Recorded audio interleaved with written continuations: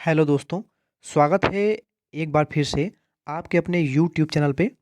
दोस्तों आज की वीडियो में हम आपको बताने वाले हैं यूपी पॉलिटेक्निक एंट्रेंस 2022 के लिए डी फार्मा यानी कि डिप्लोमा इन फार्मेसी के सिलेबस के बारे में, जो कि बिल्कुल न्यू सिलेबस पे आधारित है।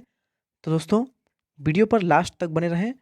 हम आपको सिलेबस के बाई सब्जेक्ट जितने भी टॉपिक होते हैं उन सभी के बारे में डिटेल में सारे डाउट्स क्लियर कर देने वाले हैं। आपके सिलेबस से रिलेटेड जितने भी डाउट्स हैं वे सभी आज क्लियर हो जाएंगे। तो दोस्तों वीडियो पर लास्ट तक बने रहें और अगर चैनल पे पहली बार विजिट कर रहे हैं तो चैनल को सब्सक्राइब अवश्य कर लें। तो दोस्तों स्टार्ट करते हैं हमारा आज का ये वीडियो।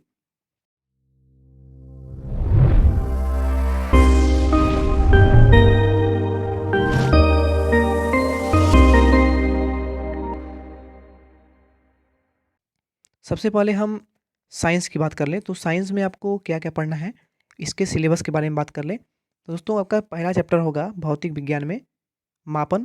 दोस्तों मापन में आपको मापन से रिलेटेड यानी कि जितने भी मापन की इकाइयाँ होती हैं और इसके अलावा इस पर कुछ न्यूमेरिकल बेस्ड क्वेश्चन भी पूछे जाते हैं, जैसे त्रुटि, जो कि आपके इंटर सिलेबस पर ही आधारित होंगे। अगला आपको पढ़ना है सदिश विश्लेषण। दोस्तों सदिश विश्लेषण में आपको कुछ वेक्टर संबंधित क्वेश्चन पूछे जाएंगे न्यूमेरिकल बेस्ड, और इसके अलावा आपको सदिश राशियाँ, अदिश राशियाँ, ये सब प्रश्न आपको पूछे जाएंगे, देखने को मिलेंगे। दोस्तों ये जो भी सिलेबस है ये मैंने अरिहंत प्रकाशन की, अरिहंत पब्लिकेशन की बुक से लिया हुआ है। दोस्तों आपके, अगर आप ये बुक खरीदना चाहते हैं तो इसका लिंक भी मैं आपको डिस्क्रिप्शन बॉक्स में दे दूंगा, आप इसे ऑनलाइन बाई कर सकते हैं।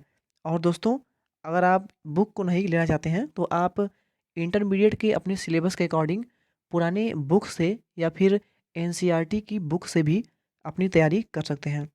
दोस्तों आपको अगला जो टॉपिक है वो पढ़ना है गति। दोस्तों गति में आपके कुछ समीकरण भी आते हैं और उससे न्यूमेरिकल बेस्ड क्वेश्चन भी पूछे जाते हैं। अगला है यांत्रिकी। दोस्तों यांत्रिकी से भी आपको कई सारे प्रश्न भी देखने को मिल जाएंगे और इससे भी कुछ न्यूमेरिकल बेस्ड क्वेश्चन भी बनते हैं, जो कि एग्ज़ाम की दृष्टि से आपको अच्छी तैयारी करनी होगी। पांचवा टॉपिक है द्रव्य के समान गुण। दोस्तों द्रव्य के गुण भी आपको पूछे जाएंगे एग्जाम में। द्रव्य के गुण जैसे द्रव्य के प्रकार, ठोस, द्रव, गैस जो भी होते हैं ना, ये सब आपको एग्जाम में पूछे जाने को देखने को मिलेंगे। अगला है छठवां टॉपिक है उष्मा। दोस्तों उष्मा से जितने भी न्यूमेरिकल बेस्ड क्वेश्चन आते हैं वे सब आपको पूछे जाएंगे एग्जाम में, क्योंकि न्यूमेरिकल बेस्ड क्वेश्चन अधिक मात्रा में पूछा जाता है और उष्मा से रिलेटेड जितने भी फार्मूले होते हैं वे भी आपको एग्जाम में पूछे जा सकते हैं, और इसके जो भी ऑब्जेक्टिव क्वेश्चन बनते हैं वे सब भी आपको एग्जाम में देखने को मिलेंगे। दोस्तों तरंग गति ये भी आपको इंटर के सिलेबस से ही आधारित है, इससे भी आपको प्रश्न देखने को मिलेंगे। और आपका सबसे जो इम्पोर्टेंट टॉपिक है वो है प्रकाशिकी। दोस्तों प्रकाशिकी से आपके एग्जाम में सबसे अधिक मात्रा में प्रश्न देखने को मिलेंगे, क्योंकि प्रकाशिकी जो है ये बहुत ही बड़ा और विशाल चैप्टर है। प्रकाशिकी में आपको दर्पण और लेंस, इसके अलावा बहुत सारे सूक्ष्मदर्शी, दूरदर्शी, ये सब भी आपको प्रकाशिकी में से पूछे जाएंगे और इस पर बहुत सारे फार्मूले भी होते हैं जिनका उपयोग करके आपको न्यूमेरिकल बेस्ड क्वेश्चन भी एग्जाम में देखने को मिल जाएगा। दोस्तों अगला टॉपिक है प्रकाश मिति एवं प्रकाश की प्रकृति। ये भी इम्पॉर्टेंट है और इससे भी प्रश्न आपको देखने को मिलेंगे। आपके कुल अगर देखेंगे नीचे तक तो आपको बहुत सारे इसमें सिलेबस में अलग अलग चैप्टर दिए हुए हैं। आपको अगला टॉपिक है प्रकाश समिति एवं प्रकाश की प्रकृति। प्रकाश की प्रकृति, इससे भी प्रश्न पूछे जाएंगे। आपका 10वां चैप्टर है प्रकाश का व्यतिकरण, विवर्तन तथा ध्रुवण। सेम आपके इंटर बेस्ड पर ही आपके एग्जाम में प्रश्न पूछे जाएंगे।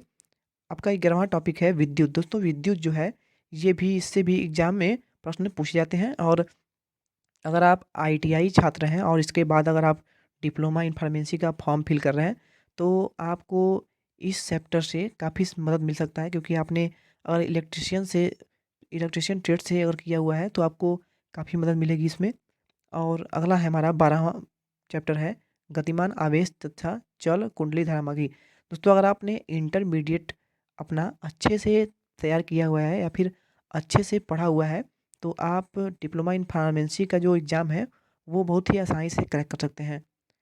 13वां चैप्टर हमारा है पृथ्वी का चुंबकत्व व चुंबकीय पदार्थ। 14वां है इलेक्ट्रॉनिकी। तो इलेक्ट्रॉनिकी भी बहुत ही इंपॉर्टेंट चैप्टर है। इसमें आपके ओम के नियम, किरचॉफ के नियम और फैराडेज लॉज जितने भी मेन टॉपिक होते हैं सभी आपके इलेक्ट्रॉनिकी में देखने को मिलेंगे।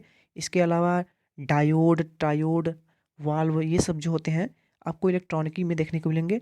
आधुनिक भौतिकी में भी आपको बहुत सारे चैप्टर देखने को मिलेंगे और बहुत सारे इंपॉर्टेंट फार्मूलाज भी इसमें से आते हैं। अगला है नाभिकीय भौतिकी। दोस्तों नाभिकीय भौतिकी जो है इसमें से भी बहुत सारे प्रश्न पूछे जाते हैं। नाभिकीय भौतिकी में आपके केमिस्ट्री के भी बहुत सारे पार्ट देखने को मिलेंगे। इसमें आपको इलेक्ट्रॉन, प्रोटॉन, न्यूट्रॉन इस सब के बारे में भी पढ़ने को मिलेगा। दोस्तों अभी स्टार्ट करते हैं रासायनिक विज्ञान। रासायनिक विज्ञान में आपको क्या क्या पढ़ना है, तो रसायन विज्ञान में आपको परमाणु संरचना के बारे में पढ़ना है, रासायनिक बंध के बारे में पढ़ना है, यानी कि आपको रासायनिक किसी भी तत्व की संरचना जो होती है, यानी अगर हाइड्रोजन की होती है तो हाइड्रोजन को आप अ, जैसे जल है H2O, तो आपको H2O की जो संरचना होगी वो किस प्रकार होगी, तो H और O और AH इस प्रकार कुछ बनेगा। तो आपको संरचना उसके तत्व की या फिर उसके यौगिक की संरचना भी एग्जाम में बहुत सारे प्रश्न आनेंगे और देखने को भी मिलेंगे। रेडियो एक्टिवता से बहुत सारे प्रश्न पूछे जाते हैं, जैसे कि रेडियो एक्टिवता में आपके बहुत सारे प्रश्न बनते हैं। रेडियो एक्टिवता में आपके आयु और उसके वर्धमान आदि ऐसे प्रश्न बनते हैं, आपके सेम इंटर सिलेबस पे ही आधारित है। और चौथा चैप्टर है रेडॉक्स अभिक्रियाएं तथा इलेक्ट्रॉड विभव। दोस्तों इससे भी आपके प्रश्न देखने को मिल जाएंगे। रेडॉक्स अभिक्रियाएं, अभिक्रियाओं को पूरा करने के लिए दिया जाएगा आपको प्रश्न, और अभिक्रियाओं को संतुलित करने के लिए ये भी प्रश्न आपको एग्जाम में देखने को मिल जाएगा।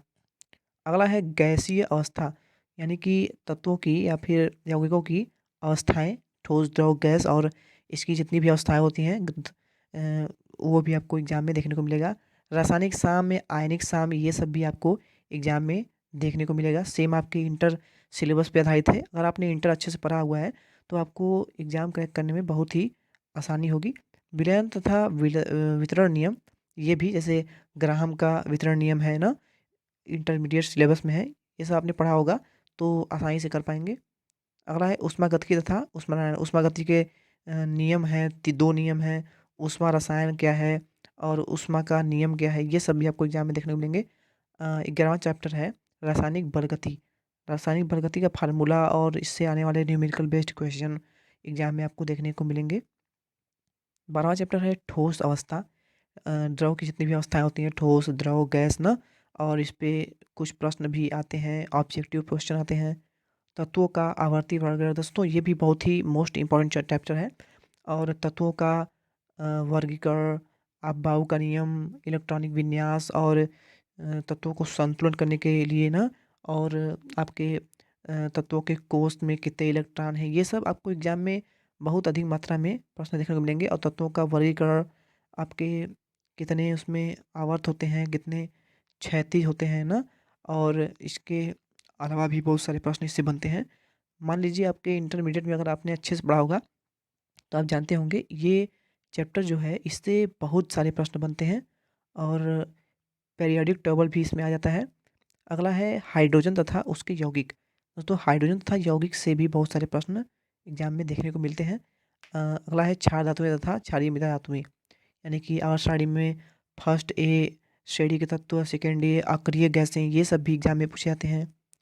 तो अगला है 16वां चैप्टर है ये समूह के तत्व, third A, fourth IV A ना, ये सब के तत्वों के बारे में पढ़ना है आपको।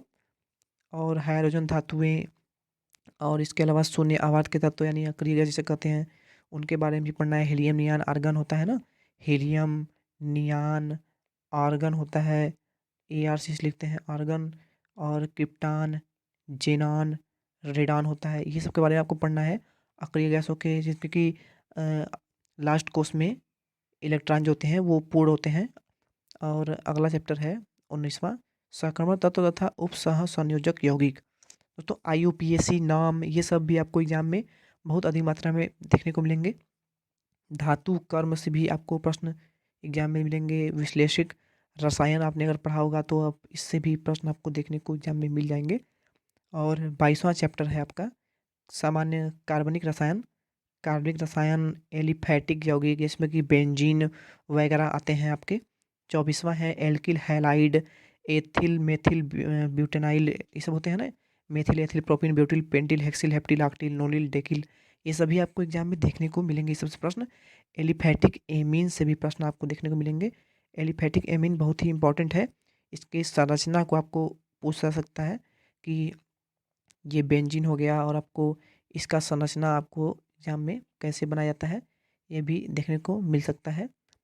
तो चलते हैं नीचे। अगला है एलिफैटिक एमीन के बाद जैव अणु तथा बहुलक। दोस्तों पॉलीथीन की संरचना आपको एग्जाम में पूछा जा सकता है। जैव अणु और उसके बहुलक के बारे में। एरोमेटिक यौगिक क्या होते हैं, एरिसाइक्लिक यौगिक क्या होते हैं, इनके प्रकार बताइए, ये सब हो सकते हैं। दोस्तों इसके बाद चलते हैं हम गणित की टॉपिक के पास। गणित में आपको क्या क्या पढ़ना है, तो गणित में आपके जो चैप्टर हैं समुच्चय संबंध पढ़ना है, समिश्र संख्याएं पढ़ना है, समिश्र संख्याएं, और तीसरा चैप्टर है द्विघात समीकरण, आपने पढ़ा होगा तो जानते होंगे। चौथा चैप्टर है क्रमचय एवं संचय, से आपको बहुत सारे प्रश्न देखने को मिलेंगे। इसके अलावा अनुक्रम तथा श्रेणियाँ, अनुक्रम तथा श्रेणियाँ से भी बहुत सारे प्रश्न देखने को आपको मिल सकते हैं। समांतर श्रेणियाँ, गुणोत्तर श्रेणियाँ, ये सब आपके इसके अंतर्गत आ जाएंगे। आव्यूह तथा श्रेणियाँ, सारणिक, ये सब बहुत ही इंपॉर्टेंट चैप्टर हैं, और इन सब में बहुत सारे कैलकुलेटिव यानी कि कैलकुलेटिव प्रश्न आते हैं इससे। अगला है लघु गणक यानी कि लॉगरिथम से आपके प्रश्न एग्जाम में देखने को मिलेंगे। त्रिकोणमितीय फलन, त्रिकोणमितीय अनुपात, इससे भी आपको प्रश्न देखने को मिलेंगे।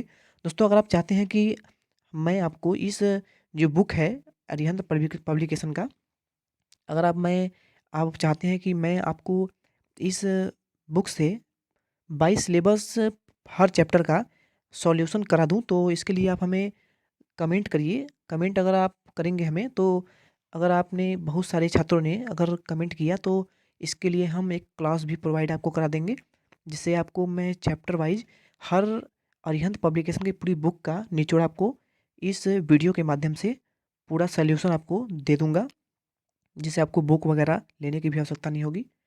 11वां चैप्टर है त्रिभुजों के गुण। तो त्रिभुजों के गुण से भी बहुत सारे प्रश्न एग्जाम में देखने को मिलते हैं। हाइट एंड डिस्टेंस यानी कि ऊंचाई और दूरी से भी प्रश्न देखने को मिलेंगे। अगला है प्रतिलोम वित्तीय फलन। दोस्तों प्रतिलोम वित्तीय फलन यानी कि इसमें साइन कॉस टेन से बहुत सारे प्रश्न बनते हैं। 14वां चैप्टर है रेखा तथा रेखा युग्म। दोस्तों रेखा तथा रेखा युग्म ये आपके जियोमेट्रिकल क्वेश्चन आते हैं इसमें। अगला है स्थिति विज्ञान। दोस्तों स्थिति विज्ञान से भी आपको एग्जाम में बहुत सारे प्रश्न देखने को मिल जाएंगे। नेक्स्ट है 27वां चैप्टर है आपका प्रायिकता यानी कि प्रोबेबिलिटी। दोस्तों प्रायिकता से बहुत सारे प्रश्न तो एग्जाम में नहीं मिलते हैं, लेकिन एक दो प्रश्न आपके आते हैं एग्जाम में प्रायिकता से, प्रोबेबिलिटी से, और बहुत ही कैलकुलेटिव प्रश्न आता है। और आप अगर अच्छे से पढ़े होंगे इंटरमीडिएट में अपने, तो इस प्रश्न को आसानी से कर पाएंगे। 28वां चैप्टर है सांख्यिकी। दोस्तों सांख्यिकी भी बहुत ही मोस्ट इंपॉर्टेंट चैप्टर है आपका।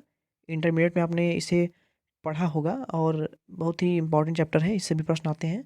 न्यूमेरिकल बेस्ड क्वेश्चन, एक या दो प्रश्न आते हैं। आपका लास्ट चैप्टर है 29वां चैप्टर है द्विगुण संख्याएं। दोस्तों द्विगुण संख्याएं आपने इंटरमीडिएट में तो नहीं पढ़ा होगा शायद, लेकिन ये चैप्टर आपको पढ़ना होगा। डिप्लोमा अगर फार्मेसी आप करना चाहते हैं तो आपको ये चैप्टर पढ़ना होगा। तो दोस्तों ये था आपके डी फार्मा यानी कि डिप्लोमा इन फार्मेसी का कंप्लीट सिलेबस। अगर आपको इससे रिलेटेड कोई भी डाउट्स रह गया हो तो आप हमें कमेंट बॉक्स में कमेंट अवश्य कर दें। और दोस्तों अगर चैनल पे पहली बार विजिट कर रहे हैं तो चैनल को सब्सक्राइब अवश्य कर लें, जिससे आपको हमारी आने वाली अगली वीडियो का हर एक वीडियो का नोटिफिकेशन सबसे पहले मिल जाएगा। दोस्तों हम आपको हमारे चैनल के माध्यम से आने वाले दिनों में आपको जितने भी डिप्लोमा इन फार्मेसी से प्रीवियस ईयर के क्वेश्चन पेपर होंगे और जितने भी मॉडल पेपर बनेंगे, मैं आपको चैनल के माध्यम से प्रोवाइड करा दूंगा। तो दोस्तों मिलते हैं नेक्स्ट वीडियो में, तब तक के लिए चैनल पर बने रहें। धन्यवाद।